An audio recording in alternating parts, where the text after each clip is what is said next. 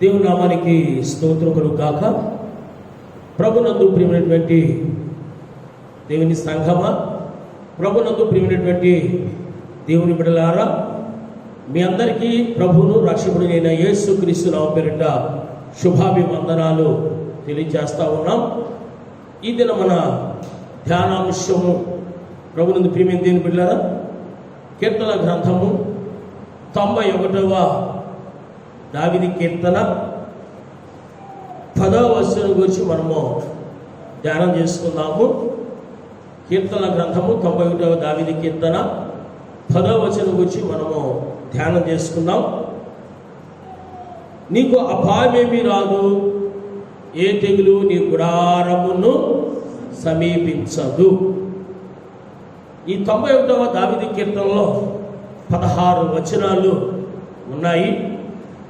ఈ యొక్క 16 వచనాల గురించి మనము సంపూర్తిగా ధ్యానం చేసుకోలేము, కానీ ఈ 16 వచనాలలో ప్రభునందు ప్రియమైన దేవుని బిడ్డలారా, ఎవరి నిమిత్తము ఈ యొక్క వాగ్దానాలు రాయబడి ఉన్నాయంటే, ఎవరైతే ఆయన్ని ఆశ్రయిస్తారో, ఎవరైతే ఆయనందు భయభక్తులు కలిగి జీవిస్తారో, ఎవరైతే ఆయనందు విశ్వాసం కలిగి జీవిస్తారో, మరి వారి ఎడల ఆయన యొక్క కాపుదల ఏ రీతిగా ఉంటుంది, వారి ఎడల ఆయన యొక్క మరి వాగ్దానాలు ఏ రీతిగా ఉంటాయి, అనేక విషయాలు మరి ఇక్కడ పొందుపరిచినట్టుగా మనం చూస్తూ ఉన్నాం. కనుక ఈ యొక్క 16వ వచనంలోంచి మన ధ్యానాంశంగా 10వ వచనం గురించి మనం కొంతసేపు మనం ధ్యానం చేసుకుందాం. మరొకసారి ఆ వాక్యాన్ని చదువుకుందాం.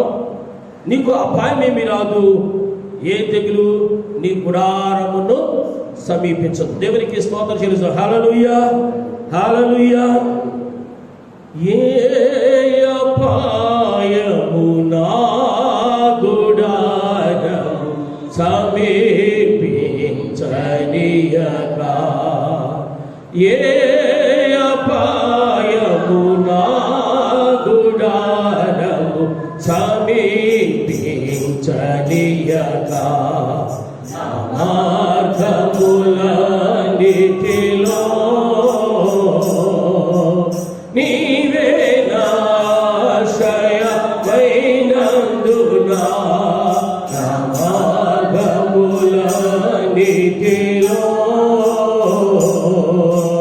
నీవే నాశ్రయమైనందున, కృపామయుడా నీలో నా కృపామయుడా, నీలో నా నివసింపజేసి నాందునా, ఇదిగో నా స్తుతుల సింహాసనం, నీలో నివసింపచేసి నాందునా, ఇదిగో నా స్తుతుల సింహాసనం, కృపామయుడా. దేవునికి స్తోత్రం చెల్లిస్తాం. హల్లెలూయా.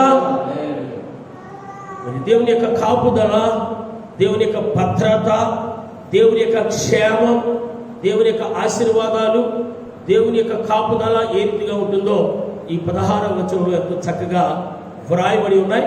మనం చదువుకున్నటువంటి ఈ యొక్క 10వ వచనం నుంచి మనం అతి క్లుప్తంగా 2 భాగాలుగా మనం ధ్యానం చేసుకుందాం. మొదటిగా నీకు అపాయమేమీ రానే రాదు. అయితే ఈ వాగ్దానం ఎవరితో చేశాడంటే, ఎవరైతే ఆయన యందు భయభక్తులు కలిగి జీవిస్తారు, ఎవరైతే ఆయన యందు విశ్వాసం కలిగి జీవిస్తారు, ఎవరైతే ఆయన యొక్క ఆజ్ఞల చొప్పున నడుచుకుంటారు.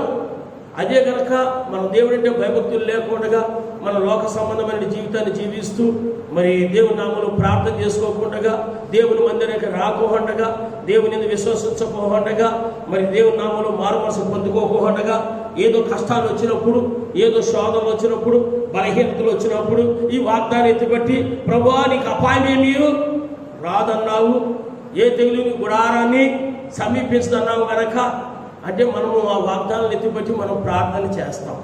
అయితే ఎవరి నిమిత్తం ఈ వాగ్దానాలు ఇందులో చేయబడినంటే ఎవరైతే ఆయన యందు భయభక్తులు కలిగి జీవిస్తారు. దేవునికి స్తోత్రం కలుగుగాక. హల్లెలూయా.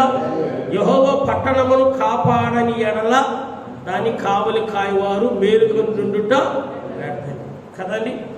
ఆయన యందు భయభక్తులు లేకుండా, ఆయన యందు విశ్వాసం కలిగి జీవించకుండా లోక సంబంధమైన జీవితాన్ని జీవిస్తూ అవసరం వచ్చినప్పుడు ప్రభా ప్రభా ప్రభా అంటే ఆయన కూడా ఈ కార్యాన్ని చేయి. ప్రభువును ప్రియమైన దేవుని బిడ్డలారా, యెహోవా పట్టణంలో కాపాడని ఎడల దాన్ని కావలి కాయవారు మేలుకొనుట వ్యర్థమే.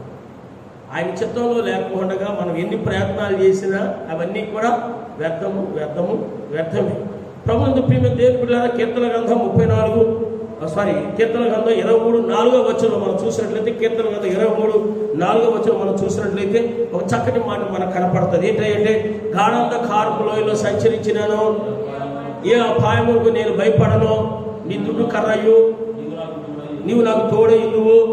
నీ దుడ్డు కర్రయు నీ దండమును నన్ను ఆదరించును. ఇక్కడ మనం చదువుకున్న వాక్యంలో చూసినట్లయితే, గాఢాంధకారపు లోయలో సంచరించినను, ఏ అపాయములకు నేను భయపడ, నీవు నాకు. ఆయన ఎప్పటి వరకైతే మనకు తోడుగా ఉంచాడో ఏ అపాయం మనకు సంభవించాలి. అంచితే అంటారు కదా, యెహోవా యందు భయభక్తులు గల వారి చుట్టూ దేవదూతల కాపుదల నుండి రక్షిస్తాయంటున్నాడు ప్రభువు. ఎవరైతే ఆయన యందు భయభక్తులు కలిగి జీవిస్తారో వారి చుట్టూ దేవుడు తన దేవదూతల్ని కంచె వలె కాపుదలు వేసి వారు ఏం చేస్తారంటే రక్షిస్తారు. యోబు చుట్టూ, యోబు సంతానం చుట్టూ ఏంటి దేవుడు ఏం చేశాడు? తన దేవదూతలను కంచె వలె కాపుదలు వేసి రక్షించాడు. ఇక్కడ అంచున్నాడు ప్రభువును ప్రియమైన దేవుని బిడ్డలారా, చక్కటి మాట, నీకు అపాయం ఏమియో రానే రాదు. కీర్తన గ్రంథం 34 మనం చదువుకున్నాం. యెహోవా యందు భయభక్తులు వారి చుట్టూ దేవదూతల కాపుదల నుండి ఆయన్ని రక్షిస్తాయని ప్రభువును ప్రియమైన దేవుని బిడ్డలారా. అదే రీతిగా కీర్తన గ్రంథం 121, కీర్తన గ్రంథం 121:7 మనం చూస్తున్నట్లయితే, ఏ అపాయం రాకుండా యెహోవా నిన్ను కాపాడును, ఆయన నీ ప్రాణమును కాపాడు. ఏ అపాయము రాకుండా యెహోవా నిన్ను కాపాడును, నీ ప్రాణమును కాపాడు. ఏ అపాయము ప్రభువును ప్రియమైన దేవుని బిడ్డలారా, ఎటువంటి దినాల్లో మనం ఉన్నామంటే, ఇంటి నుంచి బయటకు వెళ్ళిన వ్యక్తి సురక్షితంగా మళ్ళీ ఇంటికి తిరిగి వస్తాడని గ్యారెంటీ లేని దినాల్లో మనము ఉన్నాం. ఎప్పుడు ఏ రోగం వస్తుందో, ఎప్పుడు ఏ అపాయం సంభవిస్తుందో, ఎప్పుడు ఏ శోధన వస్తుందో, ఎప్పుడు ఏ కీడు వస్తుందో మనం తెలియనటువంటి దినాల్లో మనము ఉన్నాం. ఇక్కడ చక్కటి వాగ్దానం చేస్తా ఉన్నాడు, ఏ అపాయం రాకుండా యెహోవా నిన్ను కాపాడును, ఆయన నీ ప్రాణమును కాపాడు. ఏ అపాయం రాకుండా యెహోవా నిన్ను కాపాడును, నీ ప్రాణమును కాపాడు. అక్కడ అంటాడు, ఇశ్రాయేలును కాపాడువాడు కునుకాడు, నిద్రపోడు, యెహోవాయే నిన్ను కాపాడువాడు. దేవునికి స్తోత్రం కలుగుగాక. హల్లెలూయా. యెహోవాయే నిన్ను కాపాడు.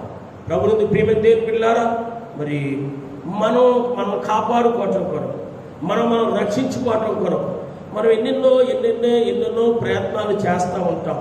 కానీ దేవుని యొక్క ప్రణాళిక మనం కాపాడాలి, మనకు క్షేమాన్ని ఇవ్వాలి, మనకు ఆరోగ్యం ఇవ్వాలని ఉద్దేశం లేకపోతే మనం ఎన్ని ప్రయత్నాలు చేసినా అవన్నీ కూడా నిష్ప్రయోజనమే. ఇక్కడ దేవుని వాక్యం సెలవిస్తుందని, యెహోవాయే నిన్ను కాపాడు. ఆయన మనల్ని కాచి కాపాడు దేవుడు, కునుకాడు, నిద్రపోడని దేవుడు వాక్యం చేత దేవుడు మనతో మాట్లాడుతున్నాడు. ప్రభువుని ప్రియమైన దేవుని బిడ్డలారా, ఇదే మనం చదువుకున్నటువంటి 91వ దావీదు కీర్తన 4వ మనం చూసినట్లయితే చక్కటి మాటలు మనకు కనపడతాయి. ఆయన రెక్కలతో నిన్ను కప్పును, ఆయన రెక్కల కింద నీకు ఆశ్రయము కలుగును, ఆయన సత్యమును కేడమును దారునై ఉన్నది. ఆయన తన రెక్కలతో నిన్ను ఏ అపాయం సంభవించకుండా, ఏ కీడు రాకుండా, ఏ మరణకరమైన వ్యాధులు రాకుండా, ఏ వైరస్లు సోకకుండా, ఏ నాశనకరమైన తెగులు రాకుండా, ఏ మరి సాధారణ శక్తులు శోధనలు రాకుండా ఆయన వచ్చినాడు, వాగ్దానం చేస్తున్నాడు. ఆయన తన రెక్కలతో నిన్ను కప్పును, ఆయన రెక్కల కింద నీకు ఆశ్రయము కలుగును. 32వ దావీదు కీర్తన 7వ వచనం వచ్చాడు, నా దాగు చోటు నీవే, నా దాగు చోటు నీవే. ఇప్పుడు లోకమంతా కూడా చాలా భయాందోళన మధ్యలో ఉంది. ఎవరితో మాట్లాడాలన్నా, ఎవరింటికి వెళ్ళాలన్నా, ఎవరితో ఖర్చాలను చేయాలన్నా, ఎవరి దగ్గరికైనా వెళ్ళాలన్నా, ఆఖరికి ఉద్యోగాలకు వెళ్ళాలన్నా, మందిరాలకు వెళ్ళాలన్నా ఎంతో భయముగా ఉంది. ఎందుకంటే ఎవరి ద్వారా ఏ వైరస్ వస్తుందో, ఎవరి ద్వారా ఏ అనారోగ్యం వస్తుందో, ఎవరి ద్వారా ఏ కీడు సంభవిస్తుందని రకరకాల భయాందోళన మధ్యలో ఈ లోకమంతా కూడా మరి జీవిస్తూ ఉంది. అయితే ప్రభువును ప్రియమైన దేవుని పిల్లరా, దేవుని వాక్యం సెలవిచ్చిన రీతిగా నా దాగు చోటు నీవే నేను వాక్యం చేత మనతో మాట్లాడుచున్న రీతిగా మనం ఎవరిని ఆశ్రయించాలి అంటే ఇటువంటి విపత్కర దినాలలో, ఇటువంటి శోధన దినాలలో, ఇటువంటి మరి లోకమంతా కూడా శోధిస్తున్నటువంటి భయంకర దినాలలో మనం ఎవరిని ఆశ్రయించాలంటే ఆయన సిలువలో చాచినటువంటి రెక్కల నీడనే మనల్ని ఆశ్రయించుదుము గాక. అందుచేత మొదటి 1-2 వచనంలో అంటాడు, మహోన్నతుని చాటును నివసించువాడే, సర్వశక్తి నీడను విశ్రమించువాడు, ఆయనే నా ఆశ్రయము, నా కోట, నేను నమ్ముకొను నా దేవుడని నేను యెహోవాను గూర్చి. మన దాగు చోటు ఆయనే. ఇక్కడ అంటున్నాడు కదా ప్రభువుని ప్రియమైన దేవుని బిడ్డలారా, ఆయన రెక్కలతో నిన్ను కప్పు, ఆయన రెక్కల కింద నీకు ఆశ్రయము కలుగు. ఆయన యొక్క సిలువలో చాచిన రెక్కల నీడను మనం ఆశ్రయించినట్లయితే, ప్రభువా నీవే నాకు కేడెం, ప్రభువా నీవే నాకు ఆశ్రయదుర్గం, నీవే నాకు సర్వస్వము, ప్రభువా ప్రతిదిన అపాయం నుంచి తప్పించిన ఆయన, ప్రతిదిన కీడు నుంచి మమ్మల్ని తప్పించిన ఆయన, ప్రతిదిన శోధ నుంచి మమ్మల్ని తప్పించిన ఆయన, ప్రతిదిన అనారోగ్యం నుంచి మమ్మల్ని తప్పించిన ఆయనని ప్రతిదినము ప్రార్థనలో ప్రభువా నీవే మాకు ఆశ్రయమని మనం ఆయన ఆశ్రయించినంత కాలము కూడా ఏ కీడు కానీ, ఏ విధమైన మరణకర వ్యాధులు కానీ, ఏ విధమైన శోధనలు కానీ, ఏ విధంగా ఇరుకులు ఇబ్బందులు కూడా రాకుండా కోడి ఏ రీతిగా తన పిల్లల్ని తన రెక్కలను దాచి కాచి కాపాడుతుందో అదే రీతిగా ఆయన సిలువలో చాచిన రెక్కల నీడలో మనందరికీ కూడా ఆయన దాచి కాచి కాపాడును గాక.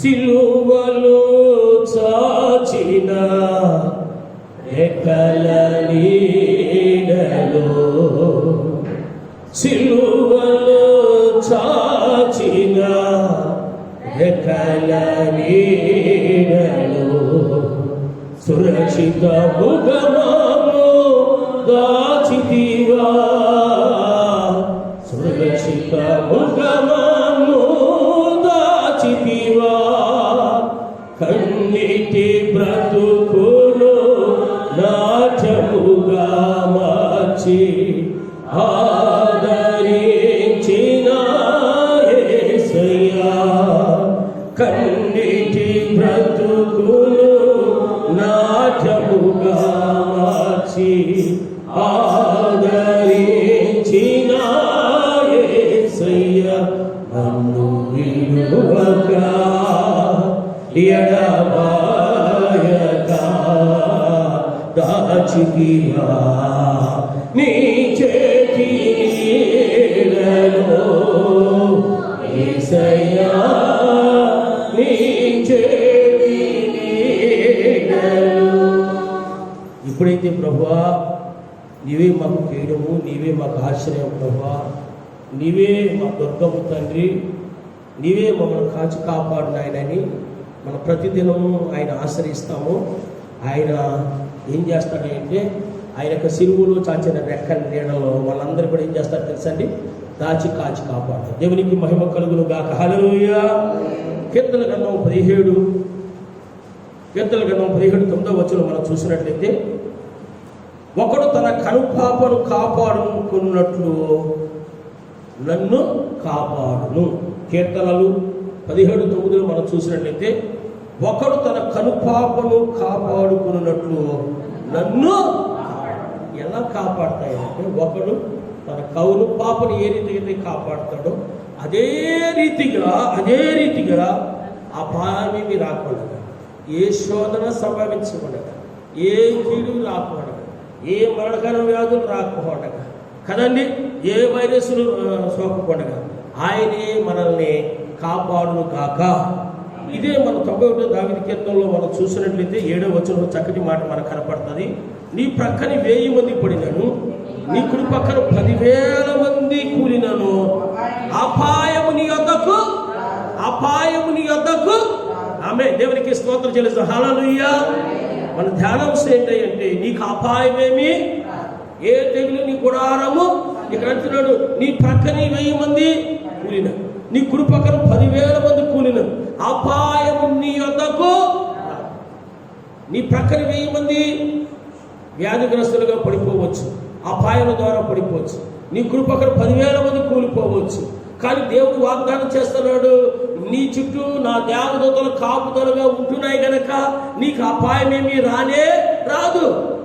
నీ గుడారం చుట్టూ, నీ చుట్టూ, నీ పిల్లల చుట్టూ నా యొక్క దేవదూతలు కాపుదలు ఉంటున్నాయి గనక ఏ వైరస్ నీకు సోకనే సోకదు, ఏ కీడు సంభవించదు, ఏ శోధన రానే రాదు.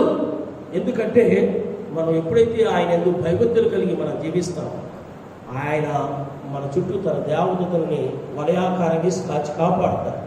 ఎప్పుడైతే మనం ఆయన భయభక్తులు కలిగి జీవిస్తామో, ఎప్పుడైతే ఆయన విశ్వాసం కలిగి జీవిస్తామో, ఎప్పుడైతే మనం ప్రార్థనలు సాగిపోతామో, ఎప్పుడైతే మనం ఆయనకి నమ్మకం కలిగి జీవిస్తామో, మన ఎడల, మన కుటుంబాల ఎడల, మన బిడ్డల ఎడల ఆయనకు ఒక ప్రత్యేకమైనటువంటి దృష్టి కలిగి ఉంటాడు. దేవునికి స్తోత్రం కలుగుగాక. హల్లెలూయా.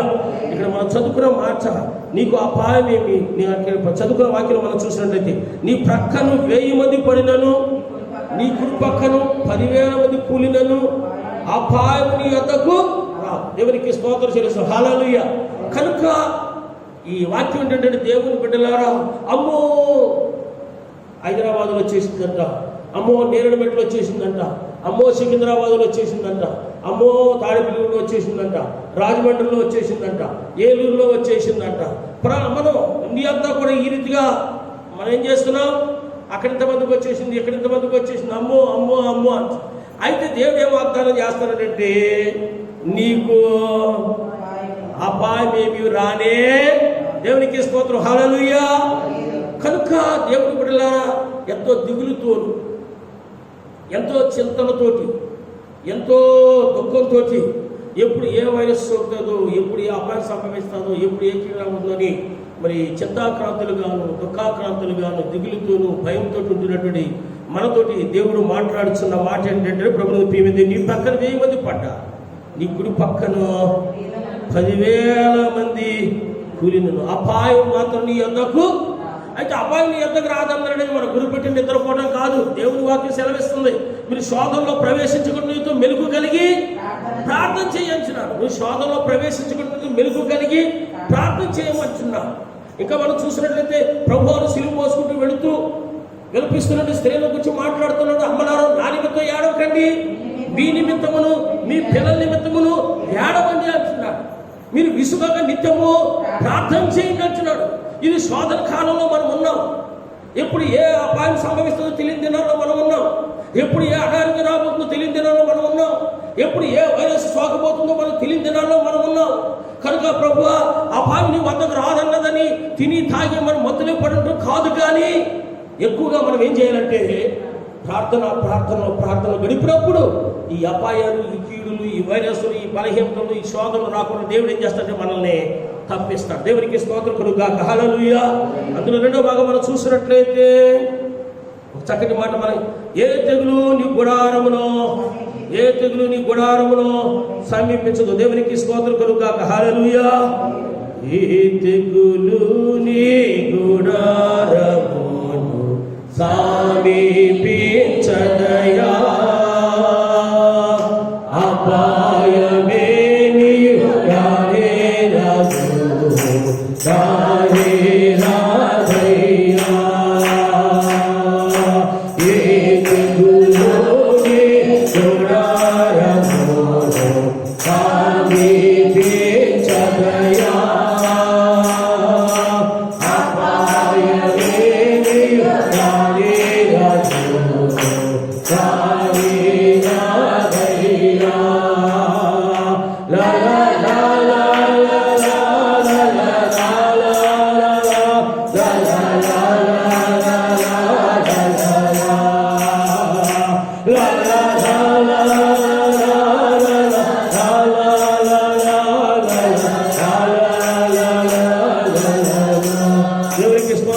హల్లెలూయా. 2వ భాగం ఏంటంటే ఏ తెగులు నీ గుడారమును సమీపించదు. మన పితరులైన ఇశ్రాయేలీయులు ఐగుప్తులో జీవించినప్పుడు ఐగుప్తులో ఉన్నటువంటి ఐగుప్తీయుల్ని అనేక విధమైనటువంటి తెగుళ్ళ చేత వాళ్ళు ఏం చేశాడు తెలుసండి, శిక్షించాడు. అనేకమైన రోగాల చేత, అనేకమైన వేదనల చేత దేవుడు వాళ్ళని మొత్తాడు. కానీ దేవుని బిడ్డలైనటువంటి ఇశ్రాయేలు నివసిస్తున్నటువంటి గోషెను దేశములో ఉన్నటువంటి ఇశ్రాయేలు ఎవరికి కూడా ఏ తెగులు రానే రాదు. దేవునికి స్తోత్రం, హల్లెలూయా.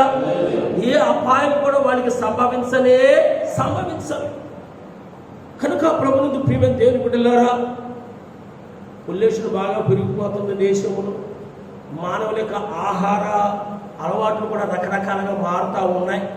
మనం తీసుకునే ఆహారాన్ని బట్టి కూడా కొన్నిసార్లు మనం అనేక రోగాలు పాలవుతూ ఉంటాం.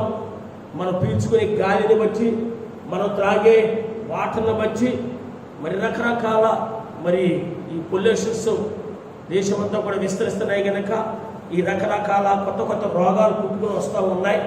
కొంతకాలం వరకు డెంగ్యూ అని, చికెన్ గున్యాలని, ఏంటంటే చికెన్ పాక్స్లని, ఇంకా సైన్ ఫ్లూలని, ఏంటంటే ఎబోలా వైరస్, ఏ వైరస్ అది అబ్బో, ఈ రకరకాల వైరస్లు పుట్టుకుని వచ్చి అనేక మంది ప్రజలు ఏం చేస్తారంటే ఈ రోగాలన్నీ కూడా ఈ లోకాన్ని విడిచిపెట్టి తీసుకుని వెళ్ళిపోతూ ఉన్నాయి. అయితే దేవుడు వాగ్దానం చేస్తున్నాడు, ఏ తెగులు నీ గుడారములో, దేవునికి స్తోత్రం చెల్లిస్తాం, హల్లెలూయా. ఏ తెగులు నీ గుడారములో, మళ్ళీ నేను అదే మాట చెప్పదలుచుకున్నాను. అయ్యా, ఏ తెగులు నీ గుడారం సంభవించుతున్నాను కానీ మనం తిని తాగి మత్తులే నిద్రపోతే కాదు. దేవుడు నిజంగా ఒక చక్కటి అవకాశాన్ని మనకు దయచేశాడు. కుటుంబాలుగా కూడుకుని కుటుంబ ప్రార్థన చేసుకుంటారు. వ్యక్తిగతంగా ఏకాంతంగా దేవుడితో గడపటానికి ఒక చక్కటి అవకాశం దేవుడు దయచేశాడు. ఆఫీసులకి సెలవు, డ్యూటీలకి సెలవు, స్కూల్కి సెలవు, కాలేజీలకి సెలవు, పనులకి సెలవులు, ఇల్లంతా కూడా ఇంట్లో వాళ్ళందరూ కూడా ఏంటి, చాలామంది స్త్రీలు బాధపడుతూ ఉంటాడు. ఈయన ఎప్పుడు వస్తాడా, ఉదయం వెళ్తాడు, రాత్రి వస్తాడు, రానే రాడు, ఫోన్ చేసి తక్కువ అంటాడు, ఇక్కడ కనపడతాడు, ఇక్కడ అక్కడ కనపడతాడు. ఏంటి, పిల్లలు ఉదయం వెళ్తే సాయంకాలం రారు. ఇంట్లో నిండి వారు స్త్రీలు ఏంటి, నిజంగా వాళ్ళ కన్నీరు దేవుడు చూశాడేమో కానీ ఏంటి, అందరిని ఇంట్లోనే ఉంచుతూ ఉన్నాడు. అందరిని ఇంట్లోనే ఉంచుతూ ఉన్నారు. మరి అందరూ ఇంట్లోనే ఉంటున్నారు కనుక ఏదో ముసలు పెట్టుకోవటం, లేదా టీవీలు పెట్టుకుని కార్యక్రమాలు పెట్టుకుని సమయాన్ని వృధా చేయడం కాదు. కానీ దేవుడిచ్చిన సమయాన్ని సద్వినియోగం చేసుకుని, ప్రభువా ఏ తెగులుని గుడారం సమీపించని వాగ్దానం చేసావు కనుక నాయన, ఈ తెగులు, ఈ అపాయాలు, ఈ వైరస్లు, ఈ కీడులు నాకు, నా పిల్లలకి, నా కుటుంబానికి రాకూడదు, నీవే తప్పించినాయనని మనము వాగ్దానాలు ఎత్తుపట్టుకుని దేవుడికి ఏం చేయాలి తెలుసండి, మనం ఎంత ఎక్కువగా ప్రార్థన చేస్తే అంతగా మనం కీడుల నుంచి విముక్తిని పొందుతాం. ఎంతగా మనం ఎక్కువగా ప్రార్థన చేస్తే అపాయం నుంచి అంత దూరంగా ఉండగలం. ఎంత ఎక్కువగా మనం ప్రార్థన చేస్తే అంతగా ఇటువంటి రోగాల నుంచి దేవుడు మనల్ని తప్పించగలడు. కనుక ప్రభుత్వ పీవీ నేను బిడ్డలారా, నేను చాలా క్రైస్తవ కుటుంబాలను చూస్తున్నాను. ఇచ్చిన సమయాన్ని ముచ్చట్లు పెట్టుకుని అక్కడ కూర్చుని ఇక్కడ కూర్చుని ఆ మాటలు ఆ ఆటలు ఈ కీళ్ళు పెట్టుకుని వ్యర్థపరుస్తున్నారు తప్ప, సరే దేవుడు ఇచ్చిన సమయాన్ని కొంతసేపు దేవుని దగ్గర మొరపెట్టుకుందాం. ప్రభా, ఈ వైరస్ నా కుటుంబం రాకుండా, ఈ రోగాలు నా కుటుంబాన్ని రాకుండా, ఏ శోధన అక్కడ తప్పించిన కుటుంబంగా ప్రార్థన చేసుకుందామని ఎవరికి కూడా ఆలోచన ఉండట్లా. కనుకనే దేవుడు దేవుడు వాక్యం చేత మనతో మాట్లాడుతున్నాడు. మీరు సమయాన్ని సద్వినియోగము చేసుకోండి. అజ్ఞానం వల్ల కాక జ్ఞానం కలిగి నడుచుకోండి. రేపేమవుతుందో మనకి తెలియదు. ఏదో రోగం వచ్చింది, ఏదో అపాయం జరిగింది, ఏదో యాక్సిడెంట్ జరిగేసింది, మంచం మీద అడ్మిట్ అయిపోయాం, హాస్పిటల్ అడ్మిట్ అయిపోయాం. దేవా నీకు స్తోత్రం నాయనా, నీకు స్వస్థపరిచేవో నీవే అన్నావు నాయన, స్వస్థపరచు. ఎప్పుడు ఐసీలోకి వెళ్ళిపోయాక నిన్ను స్వస్థపరిచేవో నేను అన్నావు ప్రభువా, నువ్వు తప్ప నాకెవరున్నారు. వెళ్ళకముందే మనం ఏం చేసుకోవాలి, ప్రార్థన చేసుకుంటే ఆ ప్రార్థన మనల్ని కాపాడుతుంది, ఆ ప్రార్థనే మనల్ని రక్షిస్తుంది, ఆ ప్రార్థన మనల్ని దీవిస్తుంది, ఆ ప్రార్థనే మనకు తోడుగా ఉంటుంది. దేవునికి స్తోత్రం కలుగుగాక. హల్లెలూయా, హల్లెలూయా. ఇదే 91వ దావీదు కీర్తన 5-6 వచనాలు మనం చూసినట్లయితే చక్కటి మాటలు మనకు కనపడతాయి. ఇందులో రాత్రి వేళ కలుగు భయముకైనను, పగటి వేళ ఎగురు భారముకైనను, చీకటిలో సంచరించు దిగుడుకైనను, మధ్యాహ్నం ముందు పాడిచే రోగములకైనను నీవు భయపడకుందువు. దేవునికి స్తోత్రం. హల్లెలూయా. నువ్వు దేవుని యందు భయభక్తులు కలిగి సాగిపోతున్నప్పుడు, దేవుని యందు విశ్వాసంలో సాగిపోతున్నప్పుడు, దేవుని యొక్క ప్రార్థనలో సాగిపోతున్నప్పుడు, దేవుని నామములు ఎల్లప్పుడూ కూడా ప్రార్థన విజ్ఞాపన చేసుకుంటూ దేవుని సన్నిధిలో నువ్వు ఎదుగుతున్నప్పుడు ఏ విషయంలో కూడా నువ్వు భయపడవు. ఇక్కడ మాట్లాడుతున్నాడు చక్కటి మాటలు. రాత్రి వేళ ఎగురు, రాత్రి వేళ కలుగు భయముకైనను, పగటి వేళ ఎగురు బాణముకైనను, చీకటిలో సంచరించిన తెగుళ్ళకైనను, మధ్యాహ్నమును పాడు చేయు రోగములకైన నీవు. చక్కటి మాటలు. చీకటిలో సంచరించు తెగులుకై, మధ్యాహ్నమును పాడు చేయు రోగములకైన నీవు. ఇప్పుడు ప్రజలందరూ కూడా ఎలా ఉన్నారు తెలుసండి? భయంగా జీవిస్తూ ఉన్నారు. ఇక నేనటి దినం వార్తలు, నేనటి బిడ్డలో ఒక వ్యక్తి ప్రేమ చేత ఒక 50 మందికి అన్నదానం చేస్తామని అన్నదానం చేస్తూ ఉన్నారు. ఒక 50 మందికి అన్నదానం చేస్తాము. మరి ఎవరి నుంచి వచ్చేసిందో పాపం, ఆయన ఒక మంచి పని చేస్తూ ఉన్నాడు. ఈయనకి పాజిటివ్ వచ్చేసింది. ఇప్పుడు ఆ అన్నదాన కార్యక్రమం ఆ చుట్టుపక్కల డ్యూటీలు చేస్తున్నారు. పోలీసులు కూడా ఫోన్ చేశారు. ఇప్పుడు డాక్టర్లు, గవర్నమెంట్ అసలు ఎంతమంది ఇక్కడ భోజనాలకు వెళ్ళారు, ఎవరెవరు పోలీసులు భోజనాలకు వెళ్ళారు, అసలు ఎలాగొచ్చేసింది అంటే నేను ఎందుకు చెప్తున్నానయ్య అంటే, ఎవరితోనో చెయ్యి కలుపుదామన్నా భయము ఆయన దగ్గర ఏముందో, ఎవరితో మాట్లాడదామన్నా భయము ఆయన దగ్గరికి, ఎవరి దగ్గరికి వెళ్దామన్నా భయము వాళ్ళ దగ్గర ఏముందని. ప్రభునందు ప్రియమైన దేవుని బిడ్డలారా, దేవుని వాక్యం సెలవిస్తూ ఉంది. 5వ వచనంలో రాత్రి వేళ కలుగు భయముకైనను, పగటి వేళ ఎగురు బాణముకైనను, చీకటిలో సంచరించే తెగులుకైనను, మధ్యాహ్నమందు పాడు చేయ రోగములకైనను నీవు. దేవునికి స్తోత్రం కలుగుగాక. హల్లెలూయా. మనం ఎప్పుడైతే దేవుడిలో ఉంచామో మనకు ఒక ధైర్యం ఉంటుంది. ఎందుకంటే నా దేవుడు నన్ను కాపాడే దేవుడు. దేవునికి మహిమ కలుగును గాక. హల్లెలూయా. ఇదే 91 దావీదు కీర్తన 3వ వచనం మనం చూసినట్లయితే, వేట కాని ఊరిలో నుండి ఆయన నిన్ను విడిపించును, నాశనకరమైన తెగులు రాకూడగా నిన్ను, నాశనకరమైన తెగులు రాకూడగా నిన్ను.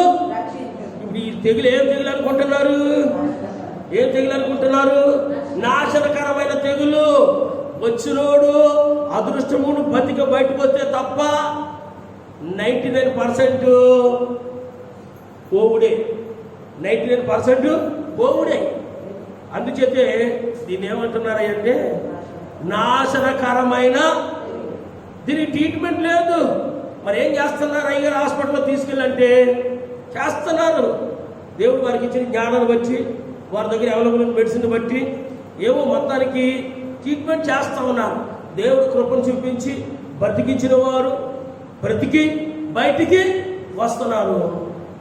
ఎవరికైతే మన వాడి కోసం నూకలు చెల్లియో, ఎవరికైతే పిలుపు వచ్చేసిందో వారు వెళ్ళిపోతూ ఉన్నారు. ఎంత భయంకరమైన వ్యాధి, ఎంత భయంకరమైన వైరస్ అయ్యి అంటే, చనిపోయిన వ్యక్తి మీద పడి బంధువులు ఏడవట కూడా వెళ్ళట్లేదంట. పోయినాడు, ఎలాగో పోయాడు. నా దగ్గర నాకు వస్తుందండి, పోయిన ఎలాగో పోయాడు, నాకు వచ్చేస్తుందేమని వెళ్ళట్లేదు. దూరంగానే 3-4 మీటర్ల నుంచి దూరం అలాగే చూడాలంట.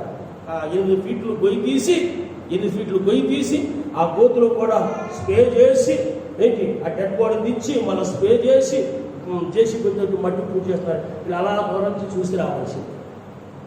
ఎంత భయంకర రోగము, ఎంత నాశనకర రోగం అయ్యంటే ప్రభువుకు ప్రియమైన దేవుని పిల్లారా, చూడండి, ఇచ్చికాకి మరణకరమైన వ్యాధి వచ్చింది. మరణకరమైన వ్యాధి. కానీ ఆయనకి ఆ వ్యాధి వచ్చినట్టు పాపం ఆయనకి తెలీదు. దేవుడు తన ప్రవక్తను పంపించి చెప్పాడు, నీళ్ళని చక్కబెట్టుకో, నువ్వు మరణం కాబోతున్నావు, నీకు మరణకరమైన వ్యాధి వచ్చింది. ఆయన ఏం చేశాడు? గోడ తట్టు ముఖం తిప్పుకున్నాడు. ఆ మరణకరమైన వ్యాధి నుంచి రక్షించే దేవునికి కన్నీరు విడిచి ప్రార్థన చేశాడు. అక్కడ మాట ఏముంటుందంటే, నువ్వు కన్నీరు విడిచని నేను చూశాను, నీ ప్రార్థన నేను అంగీకరించాను, ఇదిగో నేను బాగు చేసే 15 సంవత్సరాల ఆయుష్ని పొడిగిస్తున్నాడు. అది మరణకరమైన వ్యాధి. ఇప్పుడు వచ్చిన వ్యాధి కూడా ఏం వ్యాధి అంటే నాశనకరమైన వ్యాధి. రెండోదంటే మరణకరమైన వ్యాధి. బ్రతికేవాళ్ళు తక్కువ, చనిపోయేవాళ్ళు. కానీ చాలా మందికి భయం లేదండి. తాగుళ్ళు లేదని కొట్టుకుంటున్నారు. చాలా మందికి భయం లేదు. సరే, ఇంత భయంకర దినాల్లో ఉన్నాం, పాపాలు ఒప్పుకుందాం, దేవుడి దగ్గర వచ్చి ప్రభు ఇటువంటి రోగాలు నాకు, నా పిల్లలకి, నా కుటుంబం మన సోకకుండా మరపెట్టుకుందో మరి లేకుండా తాగు ఎక్కడ దొరుకుతుందా అని పిచ్చి పట్టు కుక్కలాగా దొరుకుతా ఉంటా. ఇటువంటి వైరస్ ప్రభు నాకు నా పిల్లలకు రాకుండా మరణకర వ్యాధి నుంచి నన్ను తప్పించడానికి దేవుని దగ్గర ఏడవకుండా అంగనార్చుకోకుండా ఈ సమయాన్ని ఎలా వెళ్ళవచ్చాలని చెట్ల కిందనో పుట్ల కిందనో అక్కడ ఇక్కడ ముచ్చట్లు పెట్టుకునే సమయాన్ని ఉత్తపరుస్తున్నారు తప్ప రక్షించే దేవునికి మొరపెడతలేదు. రక్షించే దేవునికి మొరపెడతలేదు. వీళ్ళు ఎప్పుడు మొరపెడతారో తెలుసా? ఐసీలోకి వెళ్ళిపోయిన తర్వాత అప్పుడే మొరపెడతారు. అంతవరకు వీళ్ళు మొరపెట్టరు. ప్రభువును ప్రియమైన దేవుని బిడ్డలారా, మనం ఎంతగా మొరపెట్టుకుంటామో అంతగా మనం దీపపడతాం. ఎంతగా మొరపెట్టుకుంటామో అంతగా క్షేమంగా ఉంటాం. ఎంతగా మనం మొరపెట్టుకుంటామో అంతగా దేవుడు మనల్ని కాచి కాపాడుతాడు. ఇక్కడ మన వాక్యంలో చూసినట్లయితే ప్రభువు ప్రియమైన దేవుని బిడ్డలారా, నాశనకరమైన తెగులు రాకుండా నిన్ను రక్షించును. దేవునికి స్తోత్రం కలుగుగాక. హల్లెలూయా, హల్లెలూయా. చివరిగా మరి ఇదే 90వ దావీదు కీర్తన 14, 15, 16 వచనంలో ఆయన యొక్క వాగ్దానాలు ఎంత చక్కగా ఉంటున్నాయో చూడండి. ప్రభువుని ప్రియమైన దేవుని బిడ్డలారా, అతడు నన్ను ప్రేమించున్నాడు గనక నేను అతనిని తప్పిస్తాను. ఇక్కడ 3 కార్యాలు మనం చేస్తే 7 కార్యాలు మన ఏడలో ఆయన చేస్తా ఉన్నాడు. నెంబర్ 1 ఏంటంటే అతడు నన్ను ప్రేమించున్నాడు గనక నేను అతన్ని తప్పిస్తా. నాశనకరమైన తెగులు రాకుండా, మరణకరమైనటువంటి వ్యాధులు రాకుండా, అదే రీతిగా ప్రభువుని ప్రియమైన దేవుని బిడ్డలారా, మరి ఏ తెగులు రాకుండా ఆయన ఏమంటున్నాడు అంటే అతడు నన్ను ప్రేమిస్తున్నాడు గనక నేను అతన్ని తప్పిస్తున్నాను. మనము ఇటువంటి నాశనకరమైన తెగుల నుంచి, అపాయం నుంచి, కీడుల నుంచి మనం తప్పించుకుని సురక్షితంగాను క్షేమంగాను ఆరోగ్యకరంగా ఉండాలంటే ఇక్కడ మనం చదువుకున్న మాట ప్రకారంగా అతడు నన్ను ప్రేమించున్నాడు గనక నేను అతనిని తప్పించదను. అతడు నా నామం నెరిగిన వాడు గనక నేను అతనిని, అతడు నా నామం నెరిగిన వాడు గనక నేను అతనిని కనపరుస్తాను. 3వదిగా ప్రభువుని ప్రియమైన దేవుని సంగమా, అతడు నాకు మొరపెట్టగా నేను అతనికి, అతడు నాకు మొరపెడితే మొదటిగా అతడు నా నామం నెరిగిన వాడు గనక నేను అతన్ని తప్పిస్తాను.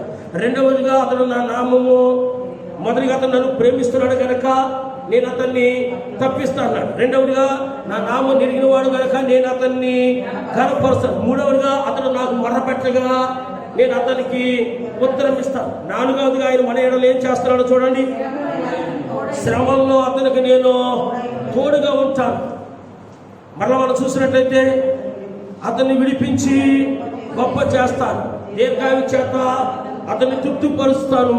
నా రక్షణ అతనికి, నా కాపుదల ఎలా ఉంటుందో నేను అతనికి శ్రేష్టకరమైనటువంటి వాగ్దానాలు దేవుడు మనతో మాట్లాడుతూ ఉన్నాడు.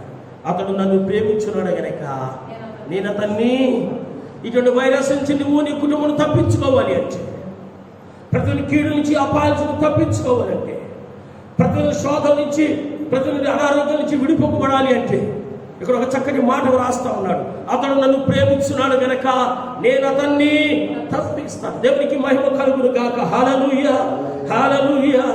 మనం ఈ రోగాల నుంచి తప్పించుకోవడానికి ఒక డాక్టర్ సలహా ఇస్తున్నారు. అయ్యా మీరు చేతుల్ని శుభ్రంగా కడుక్కుంటూ ఉండండి.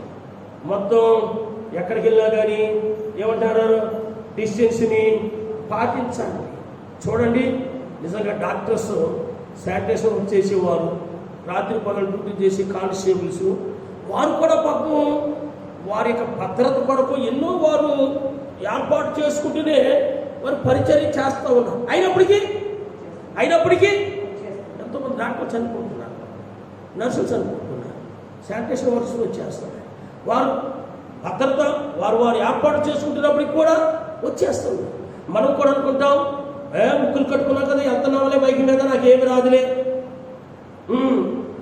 వెళ్తున్నాంలే మాకేం కాదులే, దూరకుండే మాట్లాడుతున్నాం మాకేం కాదులే, మా గల్లీ వాళ్ళకి ఏం కాదులే, వాళ్ళ దగ్గరికి ఏం కాదులే, మా ఊరికి ఏం ఎవరు రాలేదులే. ఎవరి దగ్గర ఏముంది ఎవరికేం తెలుసండి? ఎవరికి తెలియదు. ప్రభువుని ప్రియమైన దేవుని బిడ్డలారా, దేవుని యొక్క ఏర్పాటు లేకపోతే, దేవుని యొక్క ప్రణాళిక లేకపోతే, దేవుడు మనం రక్షించాలనే ఉద్దేశం లేకపోతే మనం ఎన్ని ఏర్పాట్లు చేసుకున్నా కానీ అవన్నీ కూడా నిష్ప్రయోజనం. అందుచేత యెహోవా పట్టణములో నిన్ను కాపాడాలని దేవుని యొక్క ఉద్దేశం లేకపోతే నువ్వు ఎన్ని మాస్కులు వేసుకున్నా, ఎన్ని భద్రత వలయాల మధ్యలో నీవు ఉన్నా వ్యర్థమే. దేవుడు నిన్ను కాపాడాలని ఉద్దేశం కలిగి ఉంటే నువ్వు ఎంత భద్రతలు వేసుకున్నా ఆయన క్షేమం నీకు తప్పనిసరిగా ఉంటాడు. ఇక్కడ మనం చదువుకున్న వాక్యంలో అతడు నన్ను ప్రేమించున్నాడు కనుక నేను అతన్ని ప్రతి కీడు నుంచి, అపాయం నుంచి, వైరస్ నుంచి, దుర్ఘటన నుంచి, అనారోగ్యం నుంచి మనం తప్పించుకోవాలంటే మనం ఆయన్ని ప్రేమించే వారముగా ఉండాలి. ఆయన నామములో ప్రార్థించే వారముగా ఉండాలి. ఆయన భక్తులు కలిగి జీవించే వారముగా ఉండాలి. ఆయన విశ్వాసం కలిగి జీవించే వారుగా ఉండాలి. ఆయన సన్నిధికి వచ్చి మొరపెట్టుకునే వారముగా ఉండాలి. దేవునికి స్తోత్రం కలుగుగాక. హల్లెలూయా. అతడు నన్ను ప్రేమించున్నాడు కనుక నేను అతనిని ఇటువంటి వ్యాధుల నుంచి, వైరస్ నుంచి, అపాయం నుంచి, కీడు నుంచి తప్పించుకోవాలంటే మనం ఆయన్ని ప్రేమించే బిడ్డలముగా ఉందాం.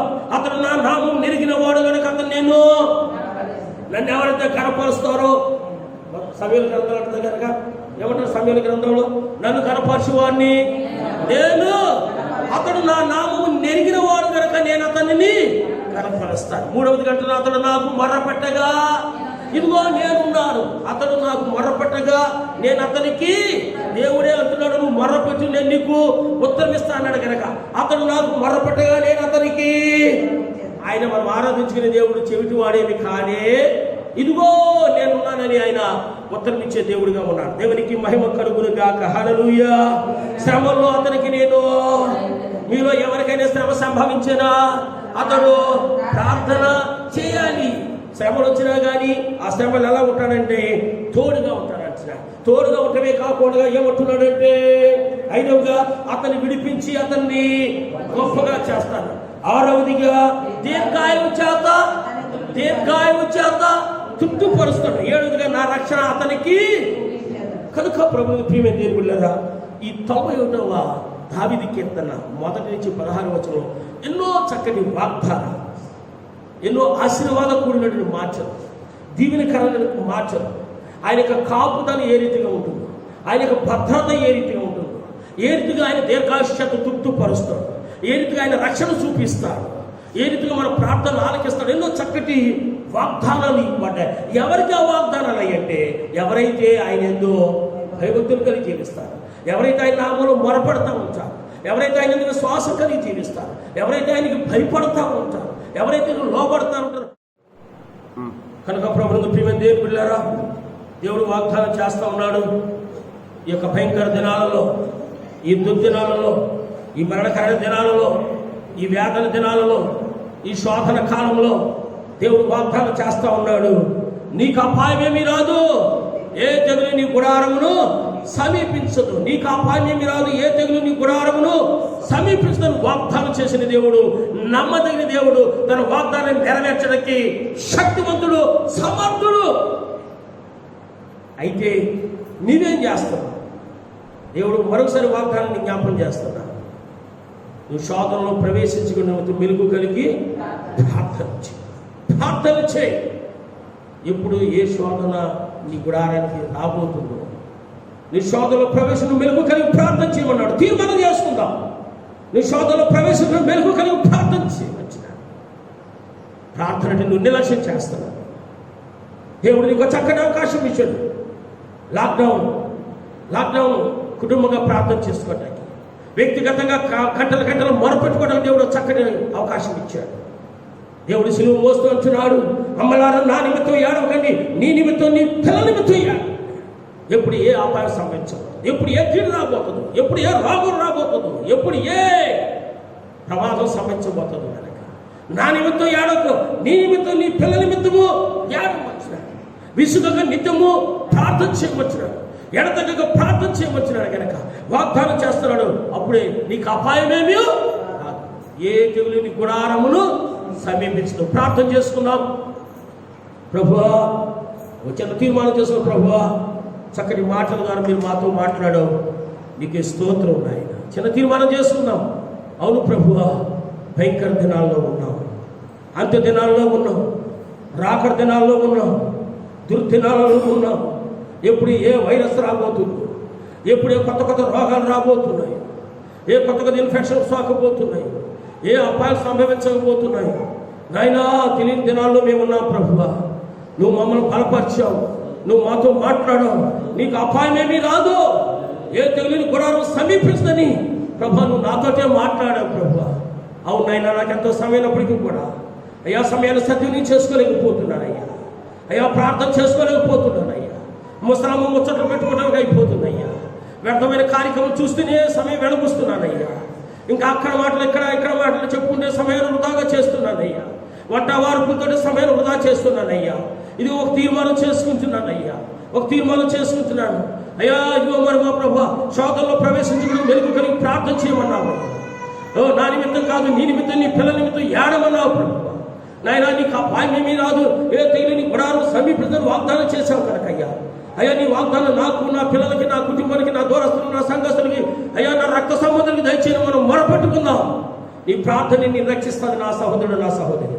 నీ ప్రార్థన నీకు క్షేమము, నీ ప్రార్థన నీకు కాపుదల. ఒకవేళ ఇంతవరకు నీ జీవితంలో ప్రార్థన జీవితం లేకపోతే కనుక అతడు నాకు రాజా, ప్రేమల రక్షక, అమూల్యమైన మాటలకు నీ ప్రేమలతో వచ్చి నాతో మాట్లాడినందుకు నీకే వందనాలు, స్తుతులు, స్తోత్రం చెల్లిస్తున్నావు ప్రభు. నీకు అపాయమేమీ రాదు, ఏ తెగులు నీ గుడారమును సమీపించవచ్చు. ఒకడు తన కనుపాపను కాపాడుకున్నట్లుగా నేను మిమ్మల్ని కాపాడుతానని వాగ్దానం చేసిన దేవానికి స్తోత్రం.